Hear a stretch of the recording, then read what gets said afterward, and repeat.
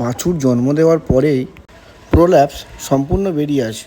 রাতের বেলায় এই কেসটি আসে, তখন প্রচণ্ড বৃষ্টিও হচ্ছিল, তাই রেনকোট পরেই রওনা দিই। রাত তখন প্রায় 11টা বাজে। পশু মালিক বলেন নর্মালেই ডেলিভারি হয়ে যায়, তারপরেই এই অবস্থা। আসলে এখানে গরুটির প্রোল্যাপস বা জরায়ু বেরিয়ে আসে এবং তার মধ্যে গর্ভফুলও আটকে থাকে। এখানে আমাদের প্রথম কাজ ছিল গর্ভফুলটিকে ভালো করে ছাড়িয়ে পরিষ্কার করা। সেই মতো কাজও শুরু করে দেওয়া হয়। গর্ভফুলটি ছাড়াতে গিয়ে আমাদের প্রায় 1 ঘন্টা সময় লেগে যায়। পরপর সব কাজ শেষ করার পরে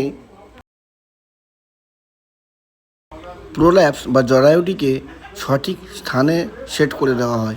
কাজটি কমপ্লিট করতে আমাদের 2.5 ঘন্টা সময় লেগে যায়। এখন 3 দিন ট্রিটমেন্ট চলবে, গরুটি একদম সুস্থ হয়ে যাবে। দেখা হচ্ছে পরের ভিডিওয়।